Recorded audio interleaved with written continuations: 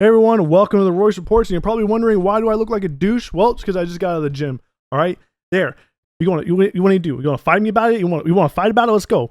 All right. Well, forget about it. Right. I just got back from the gym and I want to talk about Xbox stuff. Is it that hard? All right. I could have probably put on a shirt. Yeah. Now I'm making this awkward, but whatever.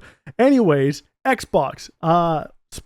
A lot of news has come out recently, right? So we have this sort of Xbox Oprah Winfrey stuff going on. You're like, whoa, what does that mean? Well, Xbox has been giving deals out to everybody. You get a deal, you get a deal. Check underneath your seat because you probably have a deal waiting for you. Just sign it and send it to Phil Spencer. A lot of people are getting these 10-year deals to bring Call of Duty to their platform. So we're going to be talking about that. Also, some games have been coming to Game Pass that are pretty interesting. So I'm going to be talking about that, like Exoprimal, and maybe a release date for Ghostwire Tokyo. Sounds pretty exciting, right? And we're also going to top it all off with PlayStation 5 Pro. Is it happening? When's it going to happen? Why is it going to happen? And is this console generation only going to be 8 years? Well, that's what we're here to talk about. So let's talk about it.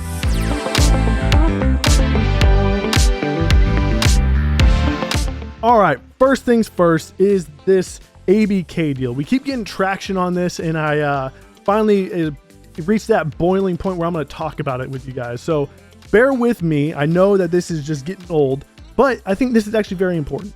So on March 14th, Xbox announced a partnership with a streaming service called Boosteroid, and many of you probably have never heard of this, including myself.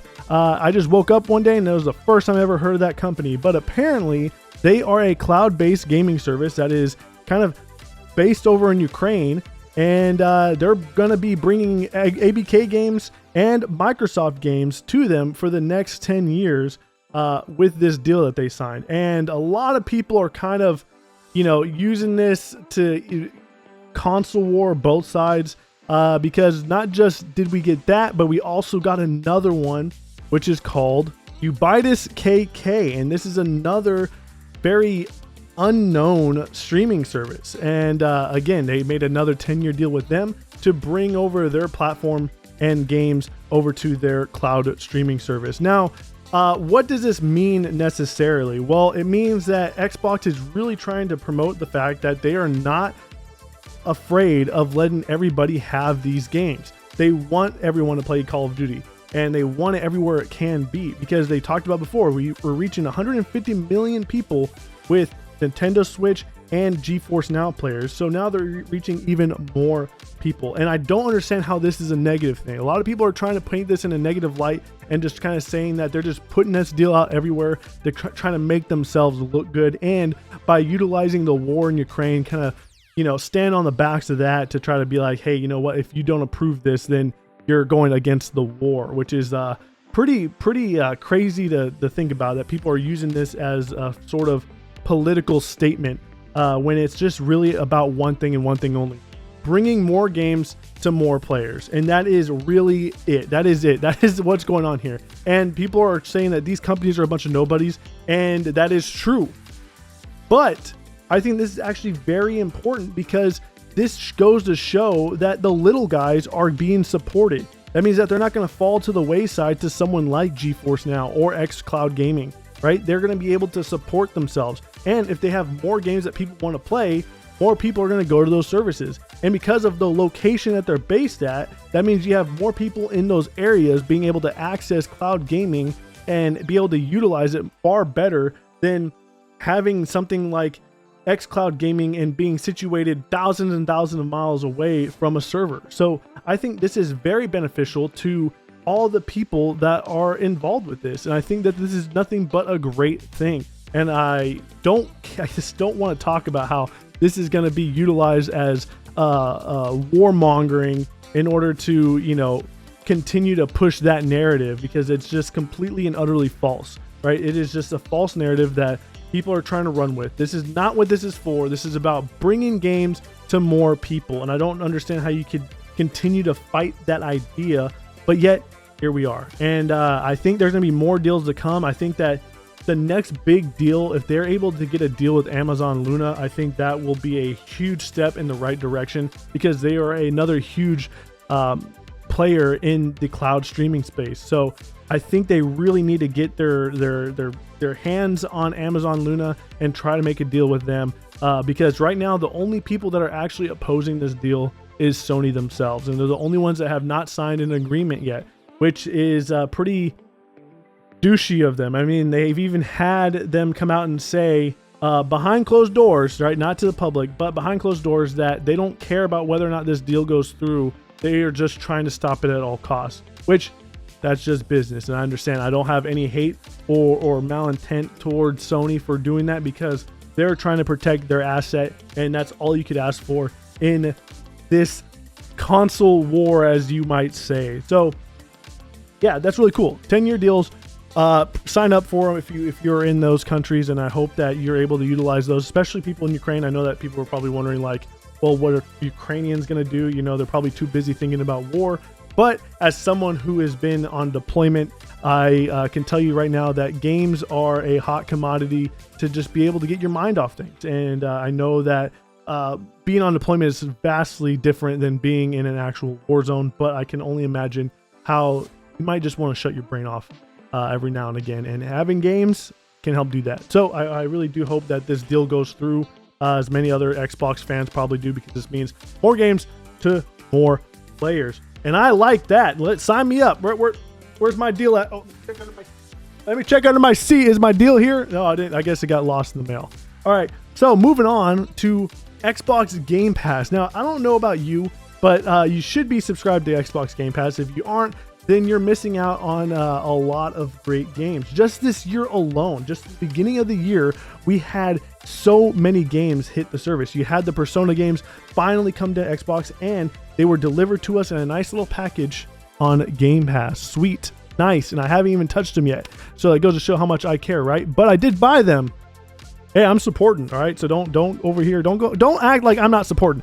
We also had Soul Hackers come, which is pretty cool. But we also had Age of Empires 2 get a console launch, and we also had Hi-Fi Rush, which was a huge hit, and that game is fantastic. I highly recommend playing that. Then in February, we had Atomic Heart. Despite what you think of the game, you get to try it out at your leisure because it's there on Game Pass. And this is another game that a lot of people were hyped for and were excited to see. And I know it's kind of got mediocre reviews, but people are saying that this game is another Game Pass fodder, as you will, but they've already announced that they're doing an Atomic Heart sequel. But we also got Wolong Fallen Dynasty, and we're getting many more games coming this year. Like even MLB The Show got announced not too long ago. For the third time in a row, it is coming to Game Pass. But that's not the only big game that's coming to Game Pass. We're also getting Exo Primal, that Capcom game, which is pretty interesting. I don't think Capcom has really launched a game into Game Pass at all. So this is very interesting. Now, I'll be the first to say that once they showed off the Exo Primal kind of stuff, I was less than thrilled about it. I was not very excited to play it, I'm going to be honest. But now that it's available on Game Pass and it's a 4-player co-op game, I'm probably going to be jumping in this with my friends and trying this game out, because this looks like it could be fun. It could be. I don't know. I have to try it out. But thank you for Game Pass, because that's where I'm playing my game. So what about you? Are you going to be playing on PlayStation, or are you going to be playing it on Game Pass? You want to test it out? Test it on Game Pass, and then go buy it on PlayStation, if you will. Hey, there you go. All right, you could support the devs or do whatever you want. But that's really cool, and I hope that this continues to be a trend for them. I think that this could also be a very, like, a warning sign, if you will. I think that this game was probably not tracking as well as Capcom has hoped, and so in order to kind of save themselves from a disaster, they probably went to Xbox and were like, hey, you know, this will be a great game for your guys' service. We're not getting a lot of traction on this, so let's just put it in there. And maybe this will lead to more Ace Attorney games finally coming to Xbox, because the trilogy isn't enough. I need more Ace Attorney. Please, Capcom, what are you doing? There's 2 things you need to do, all right? 1, bring Ace Attorney to Xbox. I want to play more of those. And 2, Dino Crisis. Where is that? I want a remake in the same vein of Resident Evil. That would be, oh man, that would be so freaking cool. So hopefully this leads to more partnerships like this in the future, because Capcom is probably my favorite Japanese developer because of things like Resident Evil and Ace Attorney and Dino Crisis and many other IP that you probably know and love, like Monster Hunter. And oh shit, that's right, Monster Hunter was also another game that Capcom placed into Game Pass day and date. So this seems to be very beneficial for Capcom and Xbox, so I think they liken this relationship quite a bit. Anyways, what I really want to talk about is the big game that is finally coming to Xbox that we've had to wait a whole year, which is Ghostwire Tokyo. Ghostwire Tokyo just had an announcement of them dropping their game into Game Pass after a whole year. So what are they adding to this brand new experience? Available as a free update, the Spider's Thread update adds more to explore in haunted streets of Tokyo, including new content improvements and an all-new game mode. Take on the Spider Thread mode and test your skills, as well as play new quests in the main game, capturing a souvenir with an enhanced photo mode, explore the all-new middle school area, pull out new combat moves like the quick dodge or charge rush attack, and so much more. Ghostwire Tokyo comes to Xbox Series X and S with Xbox Game Pass and Windows 10 and 11 PC with PC Game Pass on April 12th. So, you heard that right. New areas, new missions, new powers, new collectibles, new enemies, and a new roguelite mode. Now, this is how you do an Xbox Game Pass drop. Now, I have faith in this studio. I have not played Ghostwire Tokyo, but I heard it kind of had like mediocre to good reviews. So I'm very interested in this. I really want to get my hands on it. I was really jealous that PlayStation had this for a whole year, but now that it's free from that prison, it is being shared to everybody on Xbox Game Pass. And a little twist for you is that it's also going to PlayStation Plus. So if you haven't played it and you're on PlayStation, definitely probably check that out. You get it for free, so might as well. And also Xbox Game Pass, guys. We finally get to enjoy it for the first time, and I am super stoked because the track record for that studio is amazing. They already came off a super high with Hi-Fi Rush. Oh, no pun intended there. But now hopefully this is all these improvements, all this extra features can kind of make the game even better than it was before. And I'm really excited about it. I'm really excited to kind of get my hands on that. So speaking of PlayStation, now there's rumors of Sony having a PlayStation 5 Pro in the works right now, in development, and it's going to be releasing in 2024. Yeah, 1 year from now. That is pretty crazy. So Insider Gaming reporting via Tom Henderson, PlayStation 5 Pro is in development and could release as soon as late 2024. Says current gen likely to last until 2028. PlayStation 5 Pro would likely bring increased visuals and ray tracing performance. Now, I kind of heard this before, right? I heard this with the PlayStation 5. I also heard this with the Xbox Series X, that those were the same exact things that we were going to be offered to us for buying into this generation. And I have to be honest with you, I have yet to see it.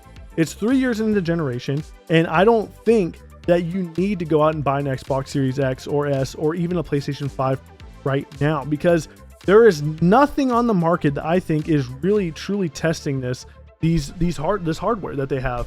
And what sucks is that they're already thinking about doing a refresh when they haven't even gained all the potential out of these consoles, which is a huge bummer, because in this generation, obviously it was kind of a pipe dream to have it be 4K 60, right? But I had my hopes and dreams.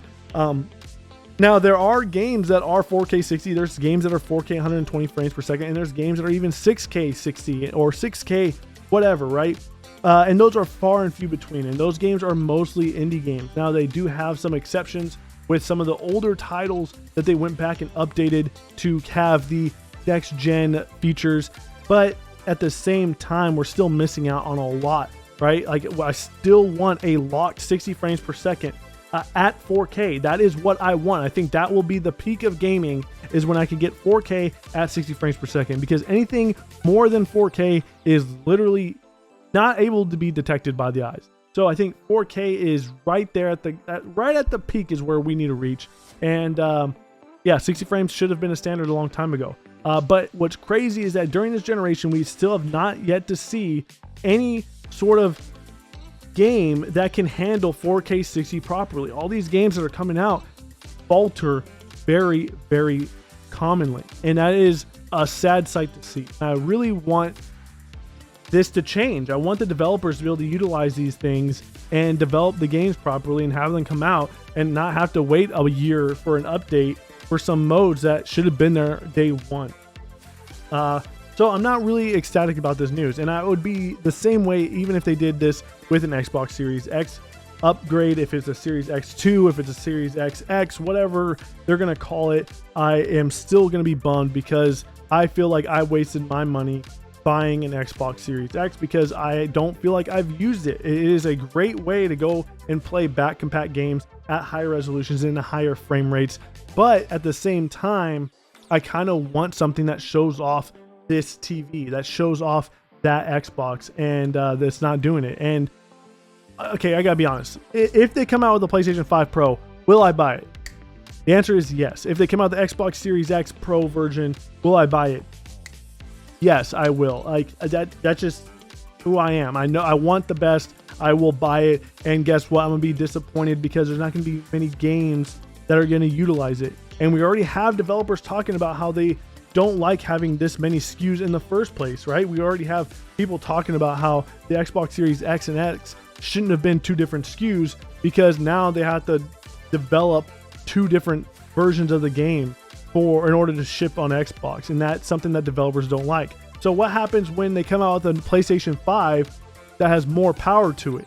Are you going to be utilizing that base? Are you going to be going towards the base console where most of your players are going to be and try to utilize that first and then later update it for the PlayStation 5 Pro? Because that's exactly what happened during the last generation, and I know history likes to repeat itself, and that's what we're going to get again. And it's kind of irritating and annoying that we're 3 years into the console generation and we are still getting cross-generation games. But what do you guys think about all this, right? I kind of spewed out a whole lot to you, all right? Talking a mile a minute here. Whoa, whoa, whoa, whoa. Freaking dodge all that, but like Neo, right? But let me know what you guys think in the comment section below, because there is a lot to unwrap here. More choices is never a bad thing. That goes for both games coming to Game Pass and for being able to play the games anywhere that you choose to play them. And lastly, Ghostwire Tokyo, are you excited? And PlayStation 5 Pro, do you want it to happen, or do you just want it to kind of like end already? None of this. I don't want any more of this. All right, I just want to wait until the next console generation to buy in. When's the PlayStation 6 coming out? 2028.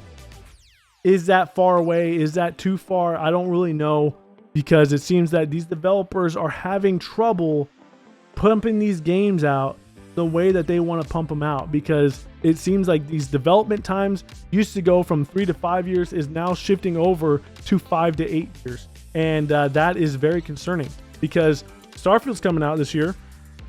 So when do we get Elder Scrolls? 8 years from now? When do we get Fallout? When is Fallout 5 coming? 8 years from then? We're not going to see Fallout 5 until 2036? Like, what the heck? Is that when Mass Effect happened? No, aliens? Maybe. But let me know in the comment section below. Please, please. Also, thank you guys for stopping by. Thanks for having conversations with me. Again, I feel like my last video didn't really get a whole lot of traction, but if we can have some great conversations, I really do appreciate that. I love engaging with you guys. So please put some comments down below about what you think about this. Do you think I look like a douchebag? Because I feel like I do. And also, don't forget to hit that subscribe button, right? Subdiddly-scribe to me, please. I don't really know if it works. I don't really know what's going on. I'm new to YouTube. So sure, do it. Do it. Freaking, I bet you won't.